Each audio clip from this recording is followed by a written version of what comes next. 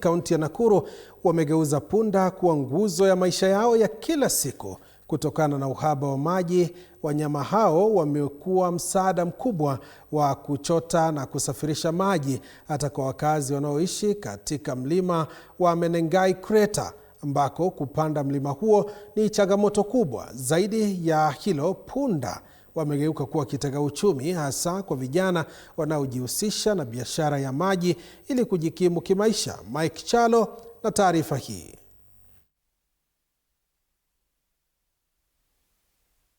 Unapofika katika kituo hiki cha Kiamaina, utakutana na kituo rasmi cha kuchota maji kwa kutumia punda, ambapo punda zaidi ya 70 hufika kila siku kusafirisha maji kwa wakazi.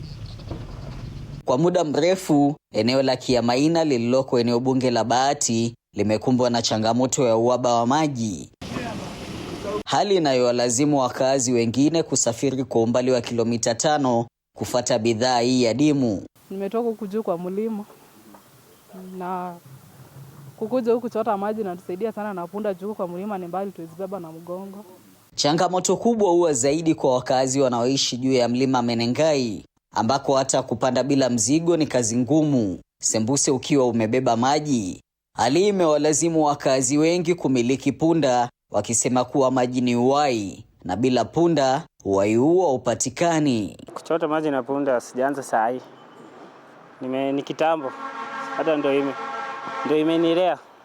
Inanisomesha juu wakati mwingine unajua kazi kupata si ni shida.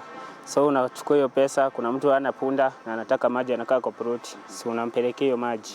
Mbali na matumizi ya nyumbani, vijana wengi hununua maji kwa bei ya jumla kisha kuyauza kwa makazi ya wakazi wa Kiamaina kwa faida, huku punda wakitumika kama chombo kikuu cha usafiri. Kwa vijana hawa, punda wamekuwa chanzo cha ajira na matumaini ya maisha bora. Ununua mtungi moja ni 3 bob.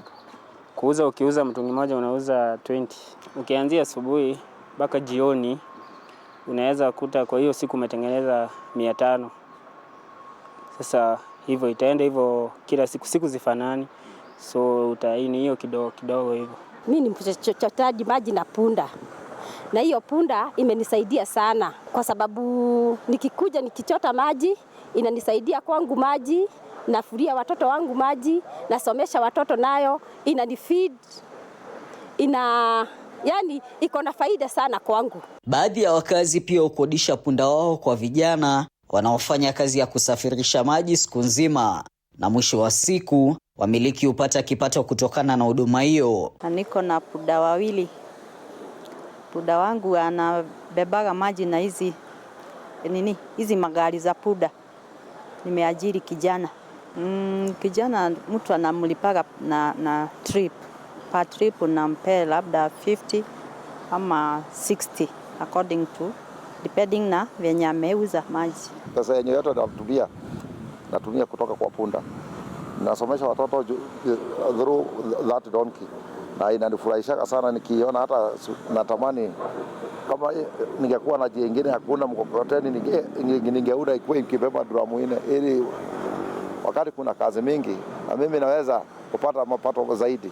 Kwa wakazi wa Kiamaina, maisha yao yamezungukwa na punda kila siku, kuanzia asubuhi hadi jioni. Kwao ni vigumu kufikiria maisha bila mnyama huyu ambaye anaendelea kuwa muhimili wa maisha yao ya kila siku. Kama nisingekuwa na punda, maisha ingekuwa mbaya, ingekuwa maisha mbaya. Wangu mimi najua faida yenye penye imenitoa, na hata saa hii vile inanisimamia. Yani inanipea hiyo pesa. Kwa muda wamekuwa tegemeo la familia nyingi katika eneo hili la Kiamaina, juhudi na bidii zao zikiwa uti wa mgongo wa maisha ya wakazi eneo hili. Kutoka Kiamaina, eneo bunge la Bahati, kaunti ya Nakuru, mimi ni Mike Chalo.